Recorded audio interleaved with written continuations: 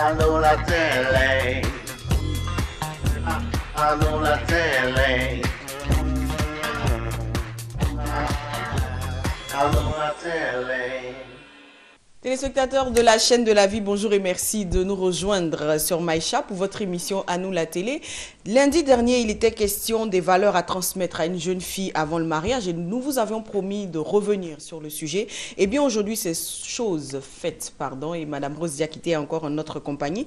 Avec elle, donc, nous parlerons des valeurs à transmettre à une jeune fille avant le mariage, notamment le pouvoir de la séduction. Habib Sangaré, le banquier de la mode, Natou nous en parlera aujourd'hui dans sa chronique des commodes et beautés. Et pour le reportage, nous reviendrons sur la lutte contre les mutilations génitales féminines en Guinée, avant de terminer cette émission en compagnie de l'équipe de Hockey Chef.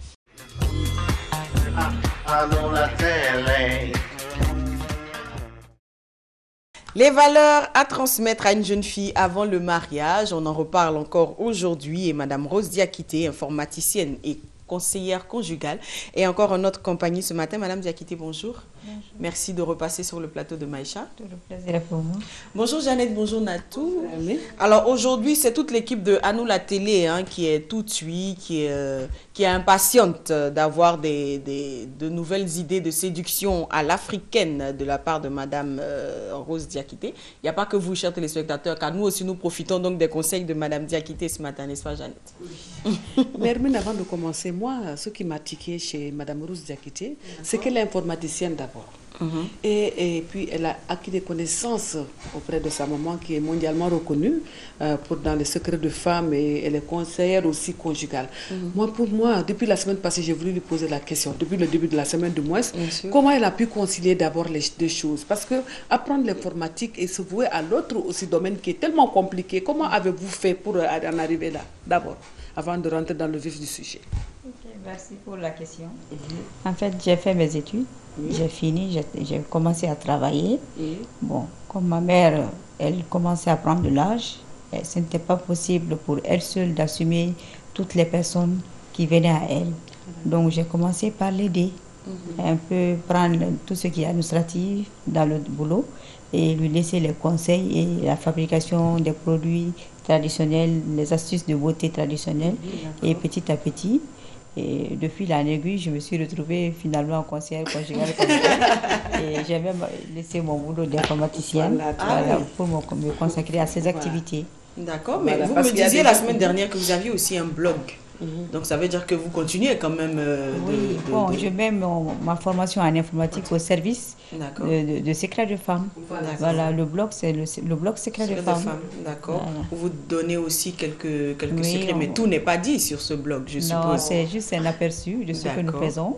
Et des idées de séduction, les astuces de cuisine, comment décorer un plat pour qu'il soit attrayant et des choses comme ça. Parce que ça aussi c'est important. Il ne s'agit pas de savoir cuisiner, de présenter un plat comme ça. Monsieur, il faut qu'il y ait un peu de... Voilà. Je vais faire un stage chez elle. C'est important, Natou. Alors, on rentre dans le vif de notre sujet maintenant, Jeannette.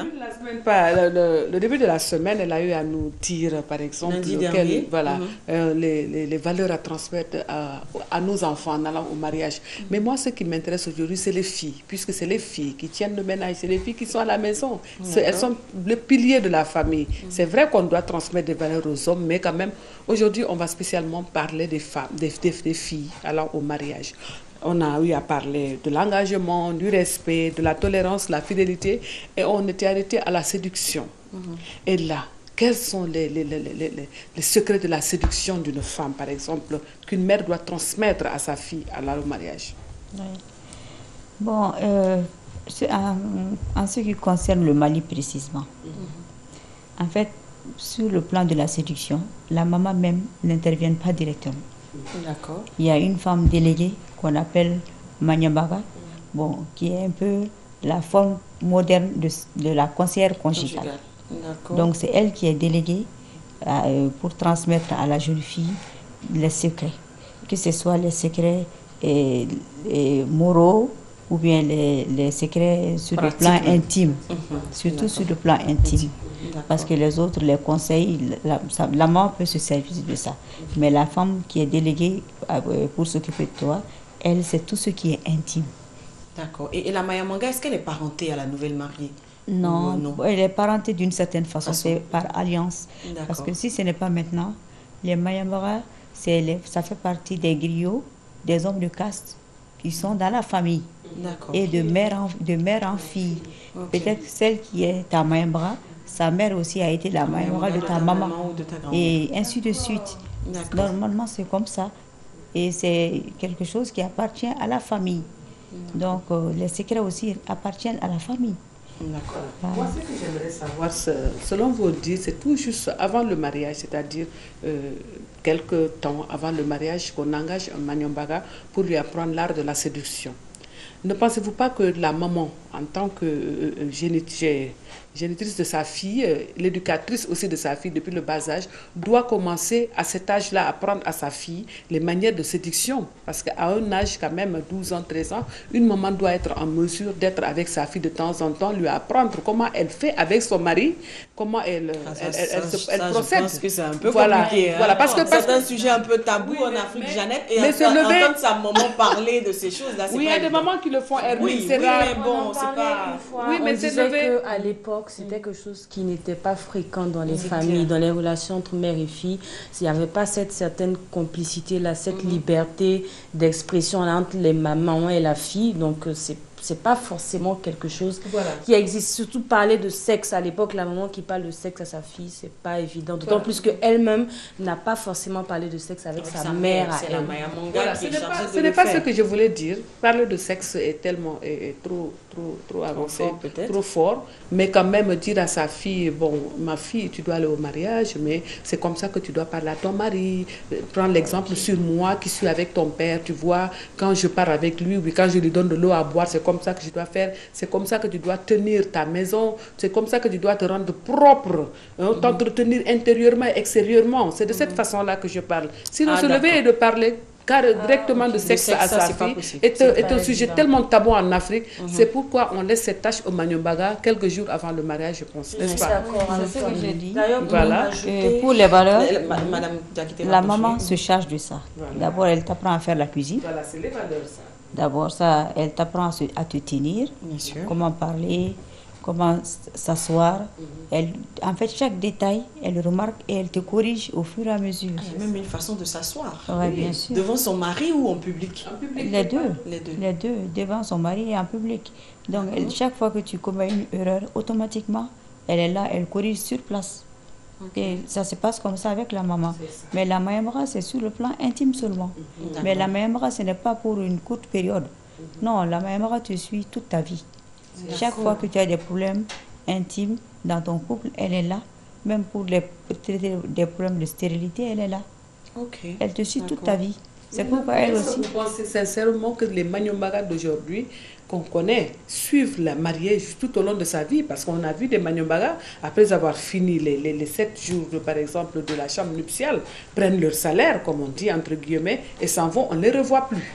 Et elles sont dans d'autres occupations. Donc, comme vous avez dit, c'est par lignée. C'est ça le vrai Manyombaga qu'on dit. Ta maman a suivi ta maman, toi tu suis ton enfant et ton enfant suit son enfant. Je pense que dans ce cadre-là, ça peut marcher, n'est-ce pas? Oui, bon, de nos jours, beaucoup de choses ont changé. Oui.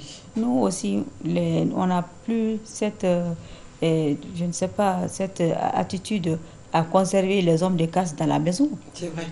Parce que c'est des charges. C'est clair. Donc, on s'en est débarrassé depuis très longtemps. On ne veut pas avoir de Mayambara, ça c'est un. Et de deux, les gens se marient très tard. Bon, on pense qu'on est censé tout connaître maintenant. Bon, la Mayambara, des fois, elle est là par formalité. Hein. Sinon, des fois, elle est là juste pour chauffer l'eau, comme on dit. Elle n'a pas sa place. Donc, les choses se font maintenant de manière formelle, mais la valeur profonde n'y est plus. Voilà, c'est ça. C'est vrai que ça n'existe plus, hein, ce Voilà. Moi, je me caractère assez rappelle spécial. que dans l'émission précédente, on avait parlé des classes d'âge et que quand vous parlez de jeunes filles qui vont au mariage, ça n'a rien à voir avec la trentenaire ou celle qui a la grande vingtaine, qui est déjà une femme accomplie, comme vous l'avez dit. Même pensez-vous pas que même ces femmes-là qui ont atteint un certain âge et qui n'ont pas encore été mariées ont elles aussi besoin d'acquérir certaines valeurs, certaines connaissances avant d'aller au mariage? Bien sûr, bien sûr. Vous savez, maintenant, là, Par exemple, nous, l'activité que nous faisons nous met en contact avec beaucoup de choses. Et les gens viennent à nous, que ce soit des jeunes filles, que ce soit des adolescentes, que ce soit même des femmes âgées, mais elles viennent nous contacter avant de se marier. Parce que nous avons des choses, par exemple, la corbeille de la mariée, où il y a beaucoup d'astuces, de secrets traditionnels que normalement une mayamora doit donner à la mariée. Mais comme les mayamoras n'existent plus comme telles, donc elles se tournent vers nous. Des fois, c'est la jeune fille même qui vient commander sa propre corbeille. Des fois, c'est la maman qui amène sa fille et nous dit vraiment, voici ma fille, il faut lui donner les explications dont elle a besoin et faites-lui une corbeille. Donc, c'est pour montrer qu'il n'y a pas d'âge pour apprendre. On ne peut pas tout connaître. Surtout qu'on a délaissé nos valeurs, les quelques-unes qui nous restent. Maintenant, on commence à les valoriser et vraiment, chacun sait que c'est important et que ça apporte quelque chose, un plus dans le foyer. C'est clair. Alors, depuis, on est en train de tourner autour de cette séduction à l'africaine. Moi, j'ai envie qu'on rentre un peu dans les détails. Comment une femme africaine doit séduire son mari? Bon, on commence d'abord par la propriété. D'accord. L'essentiel, c'est la propriété du corps et de la maison, des enfants et du mari. Dans notre entendement ici, c'est la femme qui doit rendre son mari propre. D'accord. Puisque c'est toi qui dois laver ses vêtements, coudre ses vêtements et tout ça, tu t'occupes de lui. On dit quand tu vois un homme, tu sais déjà quel genre de femme il a. D'accord, par sa façon de s'habiller. De s'habiller. D'accord. Donc on t'apprend d'abord la propriété. Il y a aussi la cuisine qui est essentielle. Bien sûr. Comme elle a dit l'autre jour, le ventre et le pas-ventre. Voilà, donc c'est un conseil qu'une maman ne doit jamais manquer de donner à sa fille. Et séduire un homme peut passer aussi par son estomac. Donc il faut savoir préparer, c'est essentiel. Ensuite, il faut être une femme tolérante. Il faut être tolérante, il ne faut pas en faire un plat pour chaque petit détail. Voilà, et insister sur ça et ne pas toujours vouloir les conflits. Non, il faut que tu sois conciliante. L'erreur est humaine et surtout que les hommes, Dieu sait, ils en font. Ils en font. Donc il faut que toi tu sois patiente et que tu sois conciliante. Donc, alors, laisse-moi terminer, Jeannette. Bon, ça c'est les trucs pratiques. D'accord. Mais l'essentiel, c'est au lit. Bien sûr. L'essentiel, c'est au lit. C'est pourquoi je voulais, c'est comme ça que je voulais qu'elle nous parle des armes de séduction massive. Donc, on va commencer par là, par les armes de séduction massive. Commencer d'abord, il y a le lit, il y a après les détails de lit. Maintenant, vous nous dites comment on doit faire après, parce que c'est ça qui intéresse aujourd'hui nos téléspectatrices. Bon, ce qui intéresse aujourd'hui nos téléspectatrices, bon, si on doit parler de ça, ça ne sera plus dans le cadre de la jeune fille. D'accord. D'accord. Voilà, parce que les deux diffèrent. Maintenant, ça va être le cadre d'une femme accomplie. Même à partir de 20 ans, les gens sont éveillés maintenant. Bien sûr. Ils connaissent beaucoup de choses. Donc, on t'apprend d'abord, chez nous, on fait des formations sur ça. Donc, on t'apprend d'abord à faire le lit. À bien Parce qu'il y a une façon spéciale de faire le lit aussi. Bien sûr. Eh ben, dis donc. Quand tu fais bien ton lit, ton homme n'a pas envie de sortir. Hein? Ouais. Bon, enfin, quand vous dites faire bien le lit, est-ce qu'il y a des choses spéciales qu'on met sur le lit? Non, attends. Pour faire... Non, quand on dit bien faire le lit, en temps normal et habituellement, on fait le lit normalement. C'est vrai que le drap n'est pas éparpillé sur le lit non plus. On couvre bien le matelas et tout. Mais est-ce que à part ça, il y a une autre façon spéciale, assez particulière de faire le lit pour séduire? Bon, est-ce qu'il y a des choses qu'on rajoute? Ça dépend. Hein. Il y a une manière spéciale de faire le lit. Ça, c'est avec des secrets. Voilà. Ok. D'accord. Qu'on ne va pas divulguer ici. D'accord. Si on dit faire le lit, hors antenne. Mais bon, je suis sûre que nos téléspectatrices vont nous en vouloir. Elles espéraient peut-être avoir que ces secrets-là leur soient révélés. Oui, on ne peut pas leur en dire juste un bout, un tout petit, peut-être un tout petit secret, pas tout, mais juste un bout, Madame Diakité, parce que je sais qu'elles sont nombreuses devant leur télé. Elles espèrent avoir quelques petites notions.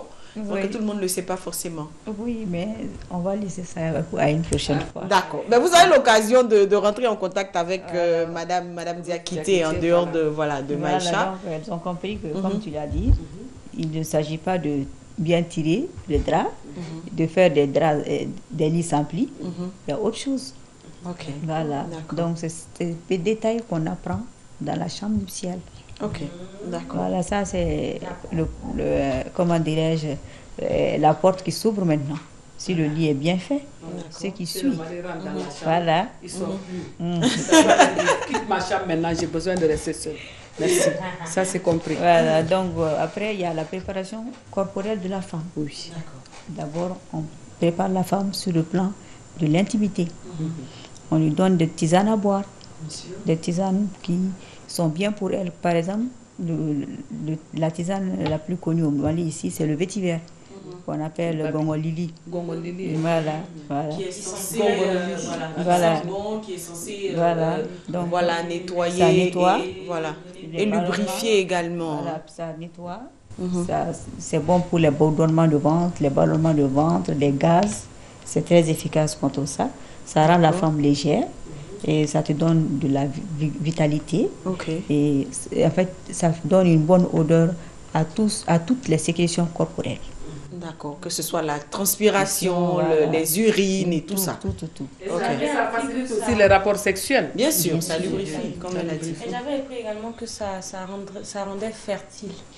Bien sûr, parce que en fait, le vétiver est fait pour que tout ce qui, sur le plan intime, les infections par exemple, les infections, quand les infections sont soignées, ça favorise la fertilité. Bien sûr. Voilà, donc, ça soigne les infections. J'ai des personnes à la régie Si on qui dit demandent... nettoyer, c'est dans ce cadre-là.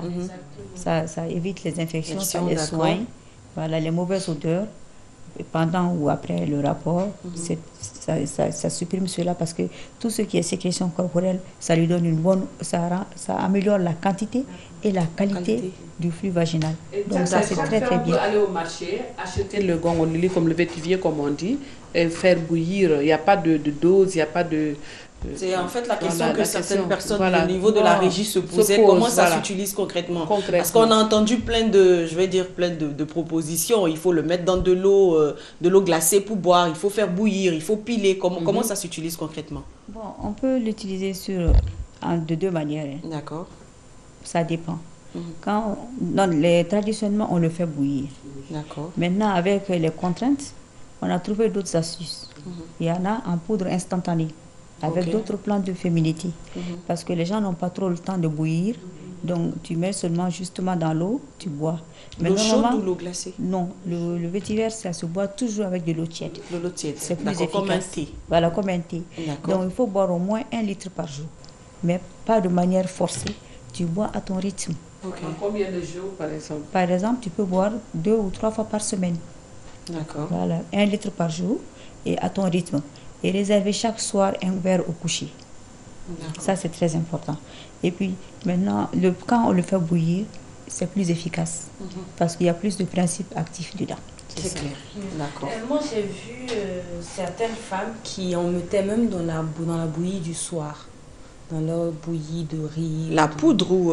Non, oui, en poudre. Poudre, D'autres même utilisaient carrément la tige qui lui faisait cuire même la bouillie avec. Bien sûr, on l'utilise avec la bouillie. Parce que la bouillie aussi, elle a presque les mêmes vertus.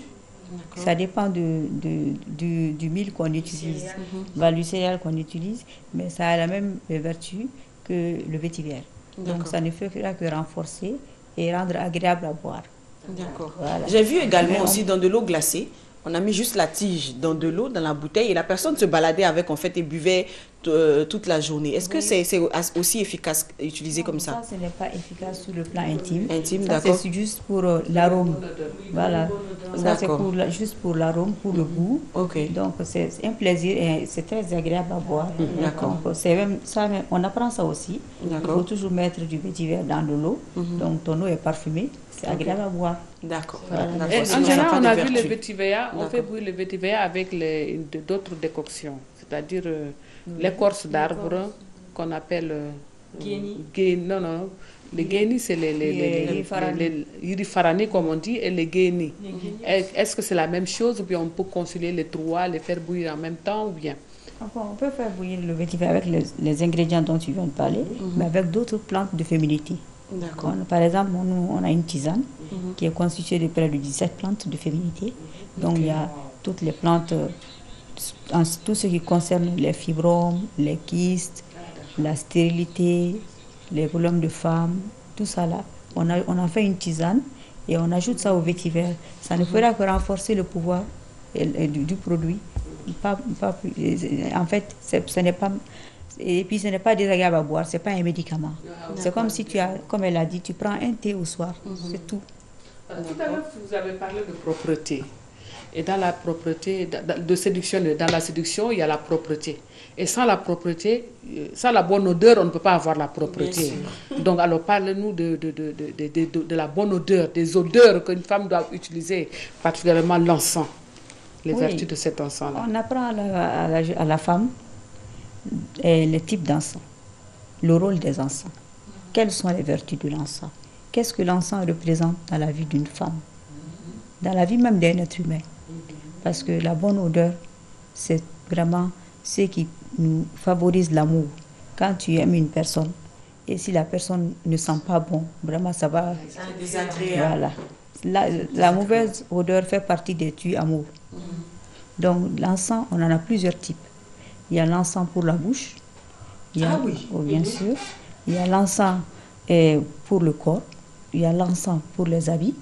Il y a l'encens pour la maison. Il y a l'encens intime. Il y a l'encens pour le commerce. Il y a l'encens pour avoir un mari. Il y a l'encens pour chasser les mauvais esprits, les démons. Il y a l'encens pour avoir un mari. Je pense que ça va intéresser beaucoup.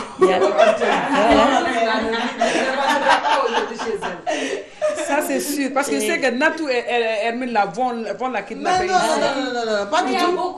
Il y a plein de téléspectatrices. Ah, ben dis donc. Même laisse Jeannette, elle veut nous mettre dans des problèmes ici. Madame Diakité, continue. Je sais qu'il y a beaucoup de téléspectatrices qui espèrent avoir encore beaucoup de secrets. Mais ne vous inquiétez pas, à la fin de l'émission, on donnera le numéro de Madame Diakité. Donc vous pourrez l'appeler pour avoir des conseils un peu plus intimes.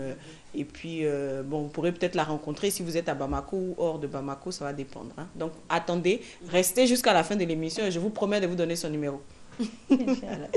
Alors on continue avec les différents types d'encens. Voilà, et bon, maintenant il y a l'encens intime. Bon, l'encens pour la maison a une particularité. Ça, c'est fait pour stimuler le désir sexuel. Donc, quand chez l'homme ou chez la femme? Chez les deux. Chez les deux. Oui, chez les deux. Mais la femme, c'est elle qui met l'encens. Donc elle est déjà dans les bonnes dispositions. Maintenant, il reste à stimuler le monsieur. Donc l'encens que tu mets dans la maison le stimule sexuellement. C'est en fait un aphrodisiaque aussi, l'encens qui est mis dans la maison. C'est un aphrodisiaque, justement. Et ça apaise, ça tranquillise. En fait, ça met dans de bonnes dispositions, même poétiques, romantiques, des choses comme ça. Est-ce que ça, c'est vérifié? C'est vérifié pour tous les hommes. Parce que je prends le cas, par exemple, des hommes qui sont à Bamako ou au Sénégal ou dans des pays où l'encens est réputé et tout ça. Mais par exemple, pour des personnes qui ne connaissent pas, par exemple, une femme qui a épousé, par exemple, un Européen, un blanc, est-ce que ce monsieur-là peut être, on va dire, touché par l'odeur de l'encens et tout ça? Bien sûr. Tu n'as pas vu des Blancs qui sont venus en Afrique, épouser des Africaines et rester ici toute leur vie? Non, mais oui, c'est pas forcément pour... Moi, je peux dire que c'est vrai, parce que j'ai des preuves. J'ai beaucoup de clients européens, que ce soit des hommes ou des femmes, qui nous achètent de l'encens régulièrement. Mais il y en a qui n'aiment pas quand même. Oui, même il y a des Africains qui n'aiment pas. Bien sûr. Parce que l'odeur, c'est quelque chose qui n'est pas... C'est comme le goût, on dit le goût ne se discute pas. C'est comme le parfum. Il y a un parfum que moi j'aime, il y a un parfum que tu n'aimes pas. Et vice-versa. C'est la même chose. Si tu mets de l'encens, mais l'encens aussi, il y a des multitudes de senteurs. Si tu mets un encens et que ton homme n'apprécie pas l'odeur, tu changes, tu as un autre. Il y a des multitudes de senteurs. Des dizaines et des dizaines de senteurs. Donc il faut varier. Il faut varier. Certaines personnes pensent... Bon, permettez que je le dise, parce que je sais qu'il y en a qui le pensent. Quand il y a de l'encens dans une maison, on a tendance à dire que la femme est en train d'utiliser tout ça pour marabouter son homme. Est-ce que cela est vérifié? Parce qu'il y a des gens qui ne sont pas très dans ce système de séduction à l'africaine et tout. Donc, quand on sent l'odeur de l'encens dans une maison, on dit la femme là, elle est en train de marabouter son mari. Bon, avant de dire ça, il faut d'abord savoir de quoi est fait l'encens. D'accord. L'enfant, ce n'est autre chose que des plantes, des résines, des écorces et des fleurs. Ok. Bon, ces résines et ces écorces et fleurs qu'on mélange et on ajoute d'autres senteurs pour qu'ils soient vraiment homogènes. Mais avant de mettre ces senteurs, ces éléments ont leur vertu naturelle. D'accord. Il y a des fleurs qui rendent, dont l'odeur ou bien le parfum ou bien l'huile rend amoureux. Ça, c'est un fait de Dieu. On ne peut rien contre ça. D'accord. Il y a des plantes qui apaisent. Il y a des plantes qui chassent des démons. Ou bien des plantes qui apportent la chance et la richesse. L'encens est fait de ces éléments-là. D'accord. Donc, les gens ne comprennent pas. Donc, ces éléments mélangés, quand tu les brûles, l'odeur qui se dégage agit sur le subconscient de manière subtile. Et sur le corps aussi. Donc, c'est là d'où vient le pouvoir de l'encens. Voilà, donc il faut savoir quel élément utiliser pour quel encens. Par exemple, si je veux faire un encens pour le commerce, je mets tout ce qui apporte la richesse et la chance. Si je veux faire un encens pour une jeune mariée, je mets tout ce qui amène l'amour, la tendresse, le désir, des plantes comme ça.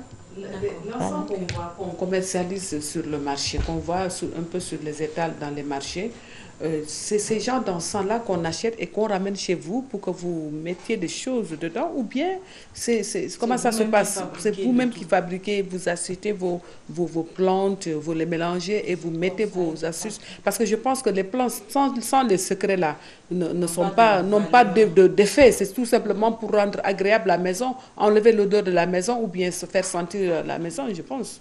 Bon, on fait les deux. On fabrique les encens et on améliore les encens que les gens nous amènent. Parce qu'en plus des vertus des plantes que nous utilisons pour faire les encens, il y a d'autres choses qu'il faut ajouter qui font partie aussi des secrets de grammaire. C'est ça. Bien sûr. Et qu'on ne va pas revenir qui font partie des secrets de grammaire. Donc, on personnalise les encens. En fait, si tu veux, c'est une sorte de personnalisation qu'on fait pour les encens. D'accord. Voilà. Et vous avez parlé tout à l'heure d'encens pour marier un monsieur, enfin, pour se marier et tout. Est-ce qu'il est possible, par exemple, pour un homme qui n'est pas qui ne donne pas, qui est un peu pingre, est-ce qu'avec l'encens, la façon de l'utiliser, on peut transformer ce monsieur-là très vite? Parce qu'on en a parlé, je crois, jeudi ou vendredi dans un sujet. On en a parlé sur le plateau. Est-ce qu'il y a possibilité avec l'encens de les transformer un peu? Bon, il y a l'encens pour la richesse de la maison. Il y a un encens qui apporte la richesse à la maison. Mais si l'homme est pingre, bon, la façon dont tu vas utiliser l'encens intime, cela va jouer sur lui indirectement. Parce que les hommes, ils adorent le plaisir. Donc, si tu arrives à lui donner du plaisir, à le cajoler, à le câliner comme il faut, tu pourras aussi avoir de lui ce que tu veux de lui. Voilà, de manière indirecte. Voilà qui est clair. Voilà. Je veux qu'on revienne juste un peu en arrière en parlant des feuilles de gongon lily, c'est comme ça que ça s'appelle. Est-ce que les hommes aussi peuvent utiliser ces tiges-là? Non. C'est que pour les femmes? C'est pour les femmes. Le vétiver n'est pas bon pour les hommes. Pour les hommes. Ça ramollit les hommes. D'accord. Donc c'est bon pour ça les les femmes. ramollit. Ouais. Ah ben ça c'est très important à savoir. Parce qu'on va te permettre de donner ça à contre ton homme, tu lui fais boire du vétiver. Comme ça, si tu sais que c'était un coureur de jupon, il va tout le temps, fais-lui boire ça. D'un autre côté, le vétiver est bon pour les hommes parce que l'odeur aussi a des vertus apaisantes. Donc ça peut mettre l'homme, ça peut le calmer. S'il est angoissé, il est stressé. C'est pourquoi on a maintenant des pots de vétiver partout. Les gens pensent que c'est juste pour la décoration. Non, c'est pour leur vertu tranquillisante, apaisante. Donc de ce côté, ça peut servir monsieur, mais ne lui faites pas boire ça. D'accord. Il y a aussi des femmes qui ont entendu parler de l'encens et qui vont souvent dans les marchés, qui se font un peu anarquer, on va dire. Qui voient des femmes qui leur vendent de l'encens dans des boîtes, on ne sait pas forcément la provenance, on ne sait pas forcément à quoi ça sert. Elles vont te vanter les mérites de ces produits-là, alors qu'au fond, ça ne sert pas véritablement à grand-chose. Quel conseil, vous, par exemple, pourrez donner à ces femmes qui ont envie de se procurer de l'encens sur ces marchés-là? Bon, je dirais, quand tu cherches un produit, il faut aller à la source. D'accord. C'est le meilleur moyen d'être sûr que tu n'es pas arnaqué. Sinon, si tu achètes comme ça, je ne dirais pas que les encens qui sont sur le marché ne sont pas bons. Les gens les achètent pour leur bonne odeur et peut-être aussi pour le prix abordable. Ça dépend des attentes de chacun. Mais si tu cherches un enfant qui veut, en fait, pour résoudre une situation, parce que l'enfant, c'est pour deux choses. C'est pour résoudre les problèmes sentimentaux et c'est pour aussi chasser les maléfices. D'accord. Voilà. Donc c'est pour deux choses. Donc ça dépend de tes attentes. Donc si tes attentes c'est pour le plan sentimental ou bien pour chasser les maléfices, il faut aller à la source. Trouver une personne qui est spécialisée dans ça et tu sais où réside la personne. Voilà. Que le résultat soit bon ou pas, tu sauras où t'adresser. C'est clair. Donc l'enfant fait partie des armes de séduction massive, Ouais. comme on dit. mais Edmine, moi j'ai une question à poser à madame rapidement concernant un sujet qu'on a eu à faire il y a 2 semaines. La jeune fille qui est tombée enceinte après s'être mariée. D'accord. Donc elle est le sujet, je vais vous rappeler, elle s'est mariée. Son mari l'a trouvée vierge. Mais au bout de 2 semaines, elle a commencé à tomber malade. Son mari l'a amenée à l'hôpital et on a dit qu'elle a une grossesse de 2 mois. 2 mois. Alors qu'elle était mariée que de 2 semaines, je ne sais pas si vous comprenez bien la question. Alors nous, on s'est posé la question, c'est un sujet qui nous est arrivé, on n'a pas pu s'en sortir. Vous êtes conseillère conjugale, est-ce que ces choses-là peuvent arriver? En général, on dit que il y a des dames qui sont affiliées à faire réparer une fille qui n'est pas à fabriquer une virginité. C'est ça la vraie question. Voilà. Est-ce que vous confirmez? Oui, c'est faisable. Merci. C'est faisable. D'accord. Bon, c'est pas une virginité comme telle. Mais malheureusement... Je sens qu'on est foutu aujourd'hui avec les hommes. Hop, hop, hop, hop, Malheureusement... La régie, j'entends crier. Oui. Oui, c'est pas une virginité comme telle. Mais D'accord. malheureusement, ou je ne sais pas heureusement, je dirais malheureusement, il y a très peu de femmes vierges. Donc les hommes, rares sont les hommes de nos jours qui ont connu des femmes vierges. C'est vrai. Ils ne savent pas C'est à que quoi c'est. ça ressemble. Donc s'ils ont une femme qui présente quelques similitudes, quelques ressemblances, ils prennent ça pour de l'argent comptant. D'accord. Mais un homme qui a vraiment connu une vraie femme vierge, Il saura faire il saura faire la différence. Mais très peu d'hommes ont connu des femmes vierges parce que maintenant, depuis à l'âge de 12 ans, Et elles sont plus 13 vierges. ans, les filles ne sont plus vierges. Donc à 18 ans, c'est déjà fini. Donc le monsieur, il n'a pas la chance de connaître ça. Donc maintenant, il y a beaucoup de pratiques de ce genre maintenant. Elle a eu la malchance d'être découverte. Voilà, Mais il y a des dizaines et des dizaines de femmes Qui le font et qui sont pas qui le font tous les jours et qui sont récompensées pour leur virginité. Oh my God. Ce n'est plus là depuis des années. Voilà, Ouais, ça mais- au moins, dis merci de donc, nous hein. éclaircir. Ça, c'est malhonnête. C'est malhonnête. quand même. Mais ça, c'est ses avantages et ses inconvénients également. Mais Mais bon. ça dépend de l'éducation qui a été donnée à tout le monde. C'est pourquoi j'ai dit qu'avant de parler des filles, il faut parler aussi des garçons. Bien Les sûr, garçons, bien sûr. voilà, les garçons. Parce que là, quand même, ils sont D'accord. pas... Chers téléspectateurs, malheureusement, Jeannette, une fois de plus, le temps qui nous est imparti est à son terme.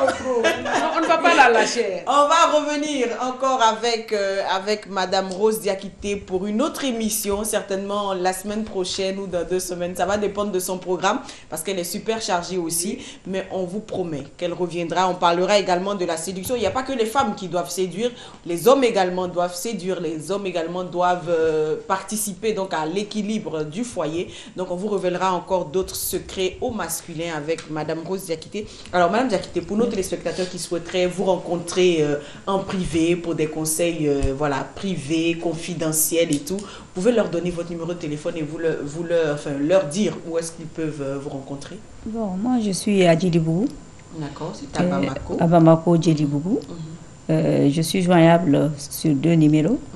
Le 66 71 6009 ou 66 94 73 13. Il y a le site aussi. Et donc, il tape seulement Secret de femme D'accord. ou bien Bani Kébé. Voilà, il y a le site. Il y a la page Facebook. En fait, j'ai 5 pages Facebook, donc c'est facile de me trouver sur Facebook. D'accord. Voilà. D'accord. Donc, tapez seulement Rose Diakité ou bien tapez seulement Bani Kébé, comme ça, c'est un nom peu commun. D'accord. Voilà, donc Bani Kébé. Bani Et Kébé, je réponds d'accord. toujours au message. D'accord. Voilà qui est clair. Alors, chers téléspectateurs, vous qui nous suivez peut-être pas du Mali, hors du Mali, pour joindre Madame Diakité, il faut juste faire le 00223 66 71 60 09 ou encore le 00223 66 94 73 13. On redonnera donc ces contacts à la fin de cette émission, mais attendez que l'émission se termine avant de l'appeler parce que là, on est en direct. Si vous l'appelez, elle ne pourra pas vous répondre. Voilà, on poursuit cette émission et nous parlons d'éco-mode beauté maintenant. Et comme je vous l'annonçais, Natou a décidé de nous parler du banquier de la mode. Il s'agit de Monsieur Habib Sangari. Allons la télé.